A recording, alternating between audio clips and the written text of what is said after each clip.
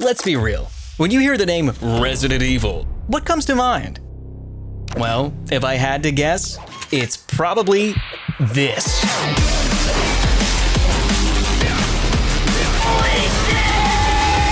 But with every white-knuckled moment of hot-blooded adrenaline and the dumbest one-liners in gaming, where's everyone going?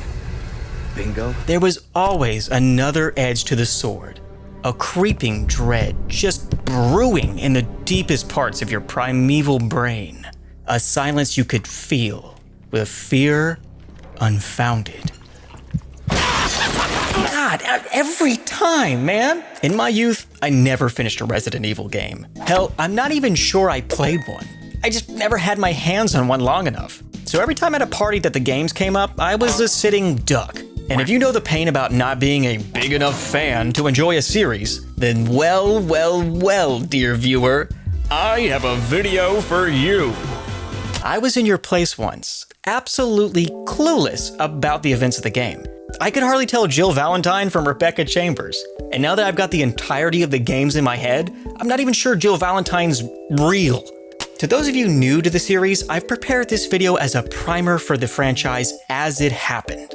You'll learn that the chronological timeline of Resident Evil is an absolute fucking nightmare. But don't worry about it. I've done all the hard work of detangling the threads.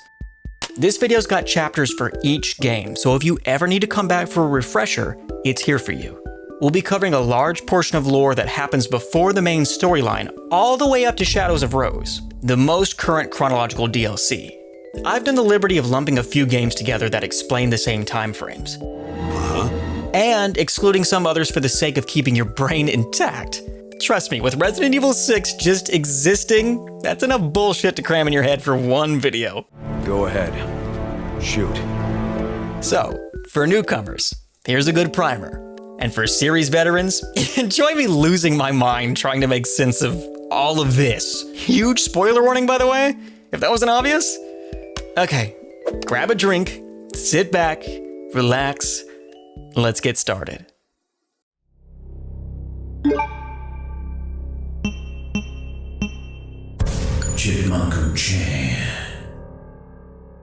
So it's 1919. Mother Miranda is a European super biologist and famed cult leader. Yeah, her only daughter dies of the Spanish flu, and this spirals her into a deep, unimaginable depression. Then she's infected by a fungus known only as the mold. The mold fungus changes its host genes and it turns them into superhumans with great strength, durability, insane regenerative capabilities, and some even gain the power to control other individuals infected with the mold. So she uses this to try to revive her daughter via a superhuman vessel for her kid to crawl into. She then experiments on the residents of her village for decades. Flash forward, it's the 1950s. Mother Miranda tutors a young virologist by the name of Oswell E. Spencer, which Oswell becomes morbidly fascinated with the process of genetic mutation. As Miranda continues her research to try to reincarnate her child, Oswell breaks away to study human mutagens. A decade passes. It's now 1960. 3 virologists go to West Africa to study the stairway to the sunflower. Yeah, that's its real name. From this, they synthesize the progenitor virus, the first of many viruses created by Umbrella Pharmaceuticals, which was founded in 1968. You just need to know Umbrella is a front for biological weapons. They're not a pharmaceutical company. And from here, Oswell Spencer commissioned architect George Trevor to make the Spencer Mansion, the secret Umbrella facility under the 𝐸𝐸 Mountains. And to thank him, Oswell kidnaps George's wife Jessica and his daughter Lisa Trevor. Guess what? They're test subjects for the progenitor virus. Because of course they are. Lisa Trevor herself was tested on for at least a decade. Student virologist William Birkin discovers the G virus from Lisa, and it's a mutation of the progenitor virus. This doesn't make zombies. This makes monsters beyond human recognition. And there's regenerative properties that add extra limbs to the mutation if they get blown off or whatever. It's horrific. It's around this time where James Marcus becomes the director of Umbrella, and he focuses on the progenitor virus. Marcus and Spencer hate each other's guts, and he hates him so much Spencer plans a coup against him. I will take over your research. Wesker, Birkin. And meanwhile, the launch of two separate projects are underway. Project W and Project Code Veronica, both with the objective of synthesizing the progenitor virus and creating exceptional human beings with extraordinary power. Put a pin in that one, it's super important later, we'll come back to it. It's now 1978. William Birkin and Albert Wesker join Umbrella. Dr. Marcus combines the progenitor virus with leech DNA and Ebola RNA and creates the T virus. And this makes zombies. Pay attention to that one. This is probably the most important plot device in history. Like, this is the T virus. The T virus. Anyways, Oswald hates this idea and he shuts down the facility. Wesker and Birkin move to the lab and work continues for a full decade. It's the 1980s now, and the T. Veronica virus is created. It's made by Alexia Ashford, a member of Edward Ashford's family with sort of dubious origins. Anyways, she uses this strain on her quasi-father Alexander Ashford, who turns into a fucking monster. She then sees to use it on herself. Why? I don't know. And then goes into cryosleep. Okay, got it. It's now 1988. Wesker kills Dr. Marcus on behalf of Spencer. And Birkin starts research on the first Tyrant BOW. Badass creature designs, love these guys. Birkin had so many good boy points racked up from Spencer that he got his own lab underneath the Midwestern paradise of Raccoon City. It's now 1993, and Birkin moves all of his shit to the Raccoon City lab, known as Nest. Raccoon City is in the pocket of Spencer, and Brian Irons, the chief of RPD, accepts bribes to just keep quiet about the whole thing. And finally, it's 1996, just 3 years after. The Raccoon City Police Department establishes STARS, Special Tactics and Rescue Service, helmed by none other than Albert Wesker. Now, let the games begin.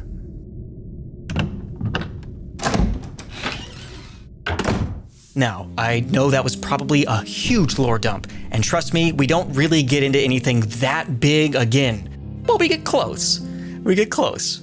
Okay, so now that that's out of the way, all you gotta know is like, hey, the T virus is real, and there are 3 dudes who are up to no good. Yeah, and they're kind of dickheads. Okay, all right, let's get into it. It's now July 1998. Umbrella's own Ecliptic Express is full of T-virus leeches, and this makes everybody zombies.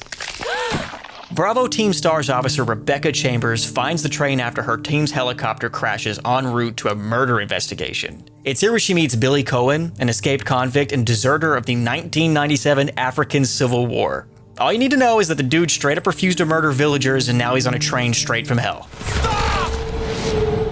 Seems fair?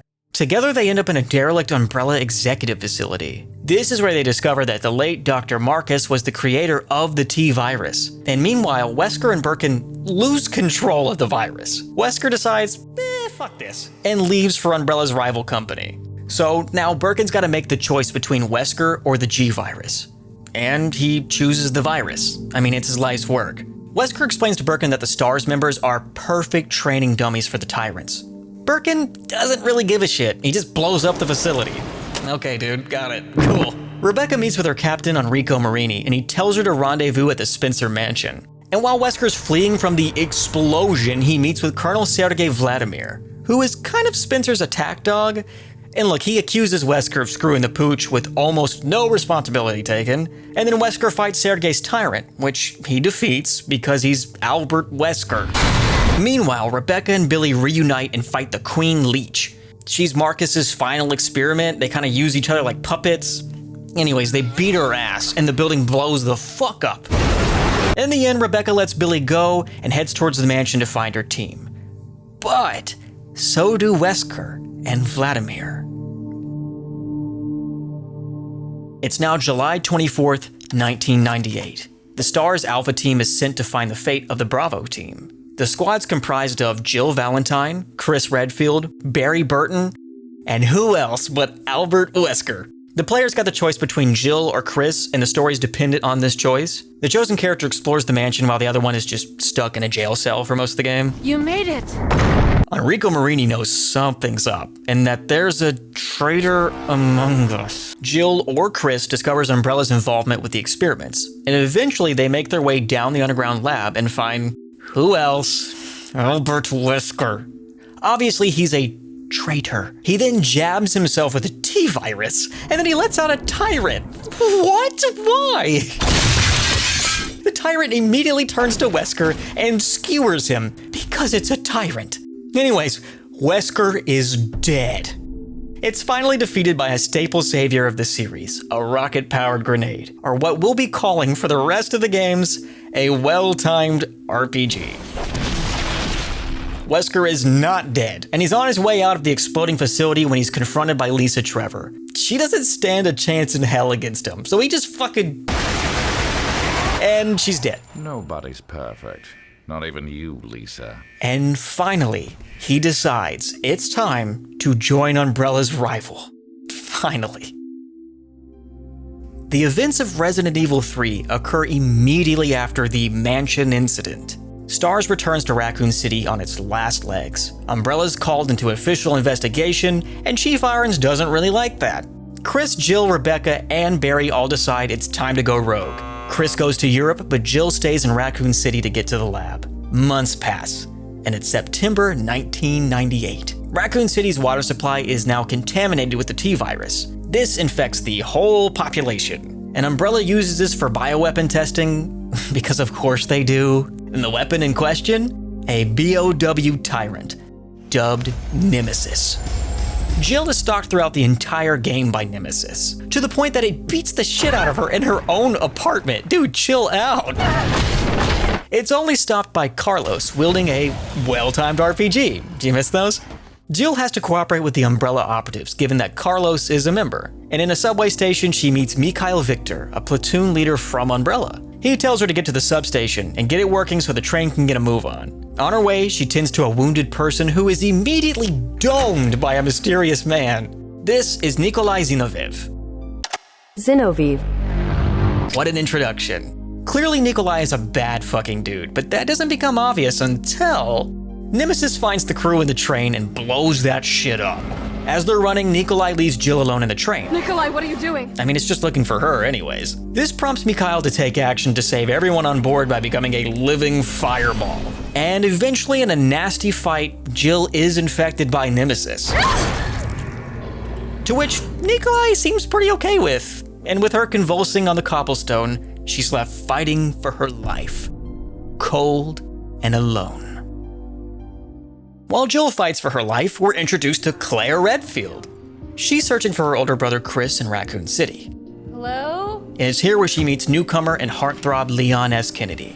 Together they both prepare to survive, but a car blows the fuck up and separates the two, so they decide to meet at the police department. And this turns out to be a pretty bad idea because there are zombies there, but there are zombies fucking everywhere. So, take your pick. Oh my god! Leon learns that Chief Irons is obfuscating evidence of the Umbrella activities, and it's here where he meets Ada Wong. Who is that? It's just me. So you can put that thing away. An FBI agent tasked with a full-scale Umbrella investigation. She's also the only character to rival Leon in sexiness. Where's Leon when I need him? Just putting that out there. It's not an unpopular opinion. Also, Claire is trying her absolute best to just hang in there. And it's here where she meets Sherry Birkin, who is being chased by a nasty freak monster. This is Umbrella scientist William Birkin, her father. You remember that guy? He was trying to betray Umbrella and sell the G-virus, but Umbrella hated that idea, and they turned him into Swiss cheese. But before he died, he dosed himself with the strain and became a monster. So while he's fighting the Umbrella goons, he lets out several T-samples and they infect rats. This is how the virus contaminates the water system. Raccoon City is William's fault. And there are only 2 survivors of William's outburst. And only one of those 2 makes it out by the end. And this is where Special Agent Hunk is introduced. Nighthawk, this is Hunk from Alpha Team. The sole survivor and certified badass. Commonly referred to in-game as the Grim Reaper. I wanted to meet the Grim Reaper. He's the Resident Evil equivalent to Brock Sampson. I mean, this dude made his own fighting style against zombies. Like, he's that cool. Also, I know Hunk sounds like a goofy fucking name, but it's an acronym. And what does that stand for, you might ask? Human units never killed. God, that is so cool. Anyways, Leon finds a sample of the G virus and decides to destroy the lab in which he found it. But surprise, it's Willie Birkin. He's eventually bested, but not long after, Ada reveals she's not actually FBI. Our first big plot twist. Not really. She's an independent mercenary who's here to get the G virus and sell it. But Leon still tries his best to save Ada when the facility starts to blow the fuck up. But she slips, falls, and plummets to her fate.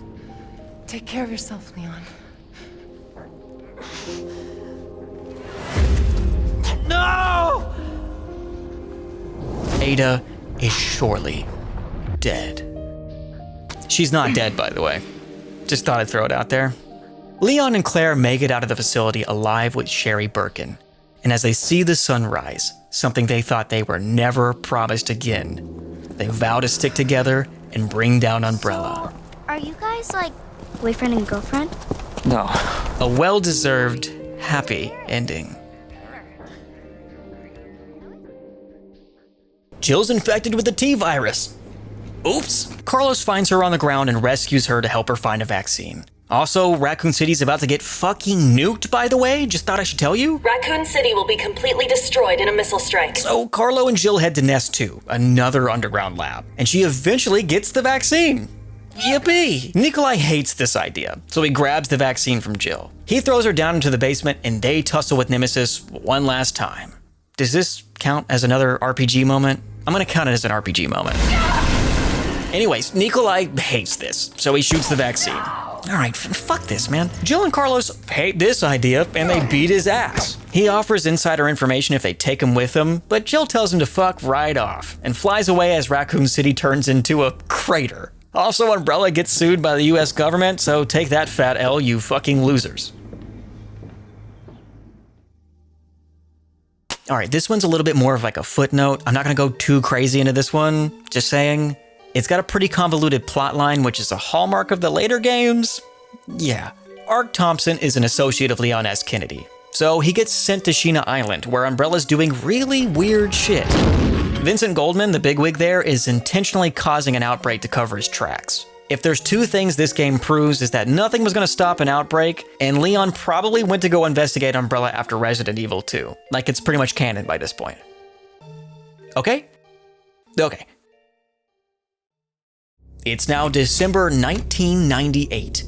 After Raccoon City's incident, Claire Redfield searches for Chris in Europe, from which she's captured by Umbrella and taken to Rockford Island, ran by Alfred Ashford, the genetic clone of Veronica Ashford. While Alexia's in cryosleep, he's developed something of a coping mechanism, believing he's also Alexia at the same time as Alfred. They treat this with a lot of respect. Claire manages to escape, but is in another T virus outbreak. Surprise! It's here where she meets Steve Burnside, who is a potential love interest, also an ally, and they stop together at an Antarctic outpost, where eventually Chris catches wind of all of this, and he makes his way to Rockford Island. But he doesn't find Claire, he finds his old captain, Albert fucking Wesker, who is basically a god at this point thanks to the T virus. He escapes Wesker, and he heads to Antarctica to save Claire. But Steve dies for Claire by turning back to normal for a second and saving Claire from Alexia.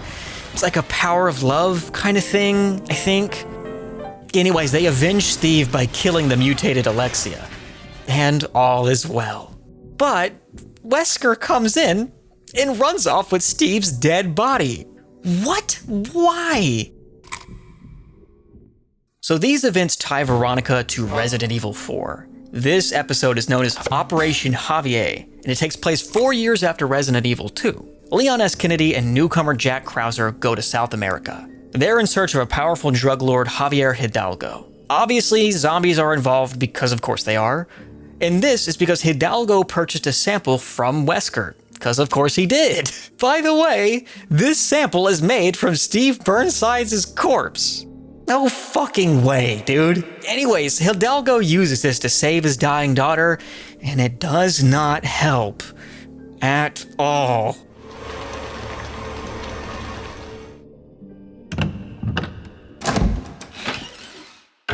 Whew, okay, now that that's all over, it's time to start talking about the fall of Umbrella. Umbrella's pretty much done for by this point in the story. Obviously, Albert's still doing shit. Yeah, you get it. Let's just take a breather. Hey, hang in there. If you had to go back, I don't blame you. Okay, ready? Okay. So there's tons of retreaded ground and exposition that we've already explained here, but the finale does have some interesting plot points. Albert Wesker infiltrates a secret Umbrella facility and he steals a bunch of classified files. The US government has undeniable evidence, and it's going to absolutely nut-check Umbrella. So of course, while Umbrella dismantles, Albert starts Weskering. It's now 2004.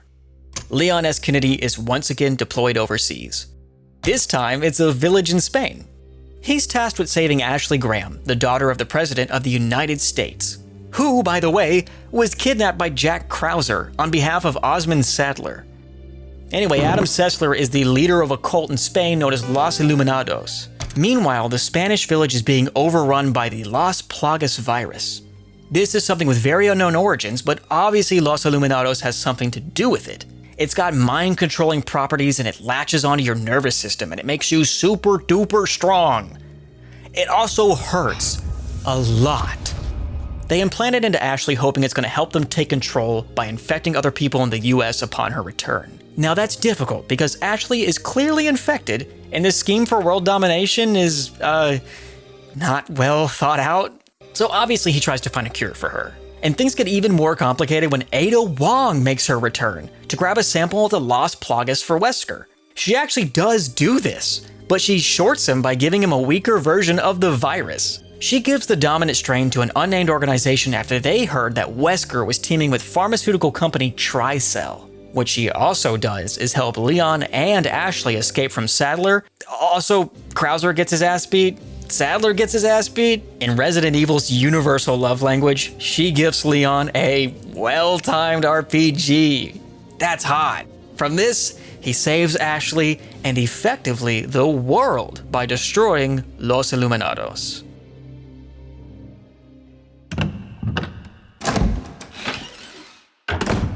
Okay, sorry to bring you back in, but before we continue with this, I've got to be frank with you. Resident Evil straight up stops making sense after this. Like, it sorta gets back on track when we reach Resident Evil 7, but I really do have to warn you. We are about to slide into a rabbit hole, and I mean it. Like, oh my god. Get ready for some of the dumbest shit you're gonna hear in a video game. When you hear me say these things, just say, alright, makes sense to me. There is no way to make these things make sense. It's now 2006. Chris and Jill get intel on Oswald E. Spencer's location, so they go straight to his house. Like actually, they dox him, they go straight to his house. Turns out, motherfucker's dead at the hands of none other than Wesker himself. What are you doing here? This is because he found out about Project W. You remember that thing? This is an experiment ran by Oswald of adopting children and giving them the surname of Wesker. I'm serious. Two of the most notable children were Albert Wesker and Alex Wesker. So Jill and Chris have to fight Wesker, but you know, he's a god, remember? So he's dodging bullets for fun, and it's horrifying. Jill has to sacrifice herself so Chris can get out safely. Jill is surely dead.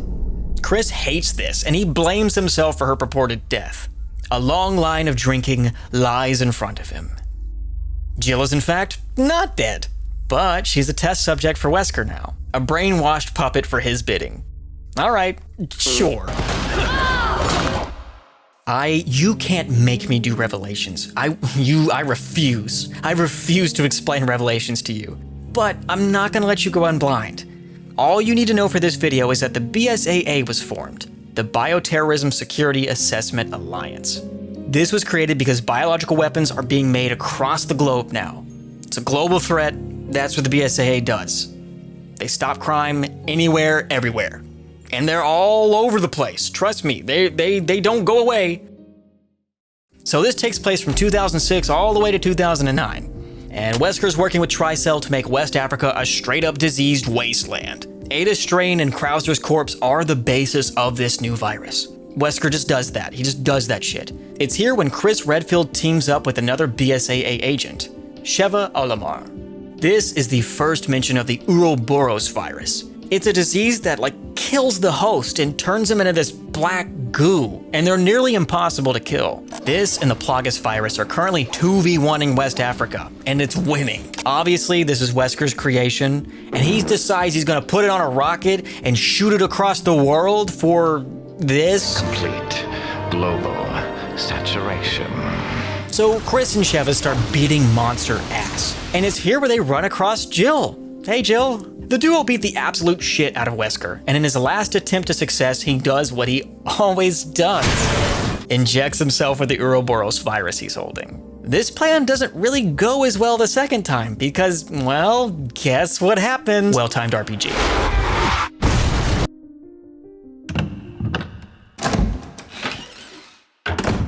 Okay, I've really been dreading Resident Evil 6. I don't want to do it, but I'm going to do it.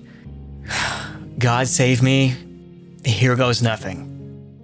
So, Resident Evil 6 takes place between 2012 through 2013.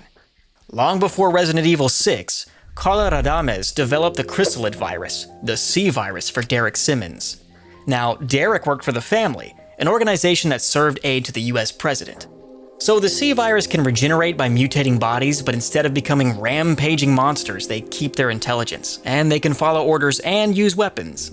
Derek tricks Carla into going through an experiment that transforms her into Ada Wong, or at least a lookalike of her. This is because Derek loved Ada so much, he just wanted one for himself. And this disgusts and pisses Carla off so much, she literally vows to destroy the world and everyone in it. Honestly fair, can't blame her. This event single-handedly revives Umbrella Corps as Neo Umbrella, actually. And what's the first move for Neo Umbrella? Start an outbreak in Edonia in 2012. So one man dooms the world because he's a little freak and doesn't respect women's autonomy. Welcome to Resident Evil 6.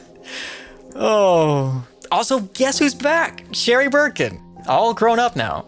She's working for the Division of Security Operations, which is the DSO. Her task is to go to the city of Edonia to meet Jake Muller, who is the son of Albert Wesker. He has a son, by the way. Kind of a surprise, I know. By the way, Jake's got special blood. It might be able to cure the C virus. Just go with it. Shortly after their meeting, they are attacked by Ustanok, who is a massive monster. This leads to their capture at the hands of Neo Umbrella, and they get shipped to China. But guess who was also in Edonia? That's right, it was Chris Redfield. You can't tie this dude down. He's busy keeping the streets safe from the outbreak, but he also runs into Carla, who he thinks is Ada Wong, so he tries to bring her in. But Carla has a trap so fucking dastardly, it kills Chris's whole squad. And he fucking hates that. So he drinks enough Everclear to kill Nemesis. Derek pulls a dick move and infects the US president so he wouldn't leak the fact that the US government played a role in the Raccoon City incident. Also, this little oopsie led to the outbreak of the city of Tall Oaks. And they're going to pull a Raccoon City on Tall Oaks by nuking it to keep the spread from happening. But hold on, Leon S. Kennedy is there right now, and he's gotta get out. He barely manages to get out with his life, and he vows to kick Derek's ass for this transgression. It's then that Pierce Nevins wrenches Chris from the depths of alcoholism, because the world needs those boulder-punching biceps, man. And by June 2013, China's got the largest C virus outbreak in history. So Leon and series newcomer Helena try to stop Derek in his tracks, but it also turns out that Carla made him into this huge, nasty BOW. And this one's gross, nasty. Don't worry about it though, because they beat his ass. And meanwhile, again, Jake and Sherry are still running from Ustanok, which after a long, arduous journey, they finally defeat the creature. Eventually, Chris and Piers run into HAOS, H-A-O-S, a massive BOW. It could infect the whole world with the C virus if it felt like it. And this battle is so difficult that Piers infects himself with the C virus, and he sacrifices himself. What a Chad!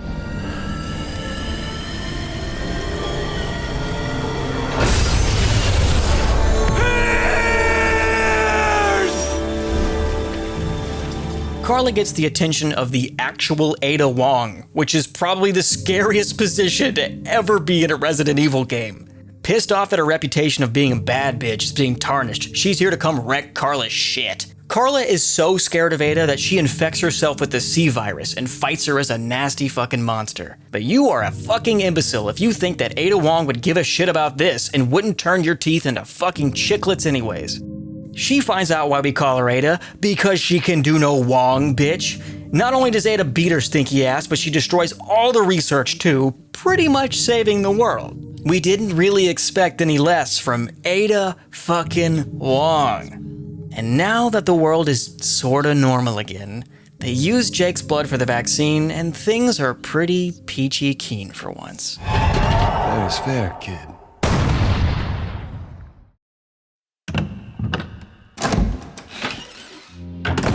Okay, so the few details that carry over from Resident Evil 6 are the fact that the BSAA are patrolling the globe for threats, and one certain character oversees these operations, and they're prevalent within the last 2 big games. But mostly, this is where the lore we've been building up to is laid to rest. Gone are the mentions of Leon Kennedy, Jill Valentine, really Umbrella as a whole.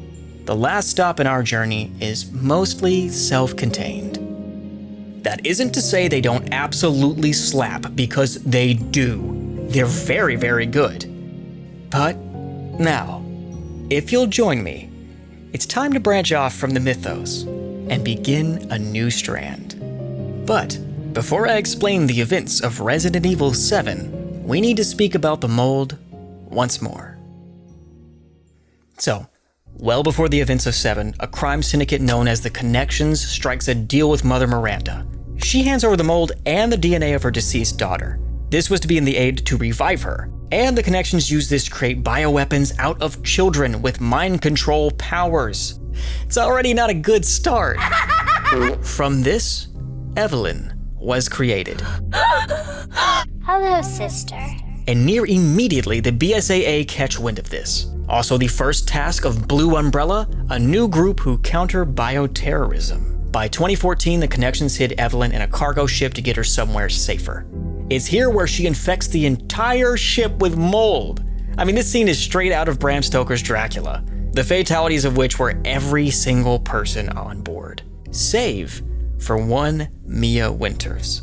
The ship had wrecked off the coast of southern Louisiana, and this catches the attention of Jack Baker, a man from Dolby Parish. He takes both Mia and Evelyn back to his home to look after them. This would prove to be a huge mistake because Evelyn pays him back Oswald Spencer style by infecting his entire family. Jack's daughter Zoe is the only person who's infected but not influenced by Evelyn's mind powers. Put a pin in that one because it comes in handy later. And so Lucas is infected and controlled, but not actually. The Connections fix him up and ask him to spy on his own family, just to see how the mold is holding up. Bars? The Baker family just keeps grabbing people and turning them moldy, and everyone who shows resistance is just straight up obliterated Dr. Manhattan style. Evelyn wasn't really holding up well during these times. In fact, her powers were unstable, and she ages like milk. Okay, now it's Resident Evil 7 time. Strap in. It's 2017. Mia sends out an email to her husband, Ethan Winters, telling him to come to the castle because she baked a cake. Once he's there, all hell breaks loose. I mean, he throws hands with every single member of the family, Mia included, because she's controlled by Evelyn back and forth. The most surprising fact is that Ethan has already been killed by Jack during the events of this game. The mold infects Ethan, and he's resurrected by it. The fact that he's now a mutant, I mean, that's withheld for him for years. He has no clue, he doesn't know. While in the Baker household, he's contacted by Zoe, and she acts as his navigator and his consort. And together they create 2 doses of a serum that can temporarily buffer the effects of the mold. He uses it on Jack to stop him, but has to decide later between Mia and Zoe. He chooses his wife, but he vows to help Zoe in her time of need. When Mia rejects Evelyn's gift, she goes absolutely apeshit and turns into this thing. The toxins work through her system, but it looks like it's gonna kick Ethan's ass until Chris Redfield arrives. Hey Chris, what's up, man? I'm Redfield. He's working with Blue Umbrella, and he helps defeat her and rescues Ethan and Mia. Turns out, Chris's business wasn't finished. Lucas needs to be arrested, like now. This is due to his ties with the Connections. So, he jumps straight into the swamp mines to go beat his ass. But it's pretty clear that arresting Lucas is not gonna end up being possible, because he's not gonna leave the joint alive. So after this, and then this, and then that, it's all said and done. Congrats, Chris. You can rest easy. Then I'm out of here. So it turns out there was another member of the Baker family completely unturned. Oh my goodness. So... Joe Baker, brother of Jack, discovers what's been going on. He fights mold monsters with his fucking fists just to get to his niece. He discovers that Umbrella has created a treatment for Zoe's infection, but before he can dose her, Jack shows up and he's fucking disgusting. Ethan tries his best to eliminate Jack, but to no avail. Joe did the only thing he could, put his brother out to the pasture to save his niece. It's a farewell from the family, brother.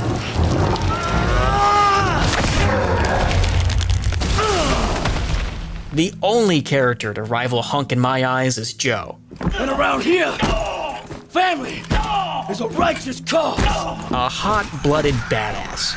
Props to you, dude. Holy shit, Joe. Mother Miranda is still searching for the perfect vessel. In this search, she creates lichens, and extremely capable mutants in her wake.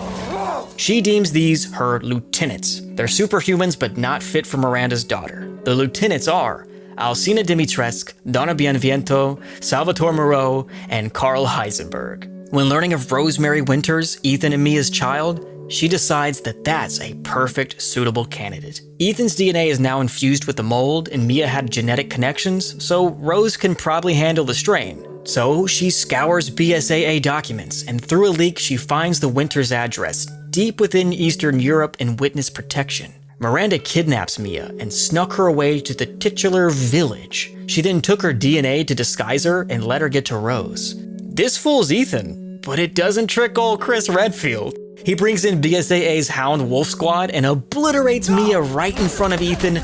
No explanation, like a Chad. Why? So Ethan vows to get her back and tracks Miranda all the way back to the village. In doing such, he makes a whole pile of bodies out of the lieutenants while picking up parts of his own daughter. Fuck, man, Jesus. Anyways, Miranda hates this, so she gores Ethan, ripping his heart from his chest Kalima style, just to get Rose back. Ethan is surely dead. At least Chris thinks so he leads Wolfhound Squad into the village and turns the place into a fucking skid mark. Also, we had to stop the BSAA forces because they're also BOWs, that's pretty morally dubious. Chris kind of gives up on the BSAA because of this. Also, Ethan is not dead. Remember how the mold brought him back last time? Well, what's one more gimme? This is when he finds out about Jack actually fucking killing him. So Ethan gets up one last time and gives the middle finger to Miranda in one last blaze of glory. He gives Rose over to Chris and he fucking blows up the whole village, sacrificing himself in the process. Ethan is absolutely dead. Pour one out for a real one. Rest in peace, Ethan. It's now 2037, 16 years after the village incident. Rose is now a full-fledged teenager. Most kids are worrying about boys, homework, whatever. Rose has fucking mycelium powers. She's just different. And to free herself and rid her of her powers, she enters the consciousness of the megamycete, the epicenter of the mold fungus. While inside, she finds Miranda, or what remains of her. She's still a threat to Rose, so the two fight it out.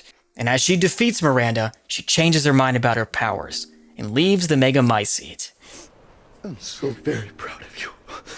In solace and resolute, she decides to visit the grave of her late father, Ethan Winters. Hey, Dad. Happy birthday.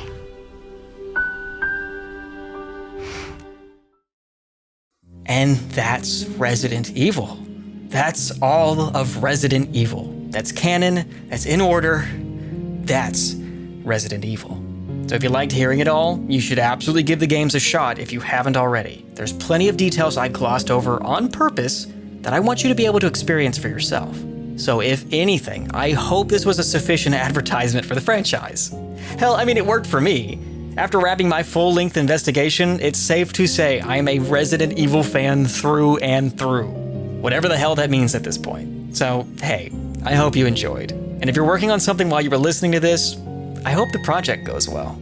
This is also a great thank you to my patrons. Not at all possible would this video be without your help. So thank you, every single one of you. Every dollar counts. Thank you, thank you, thank you. Adios, everyone. Love ya. Peace out.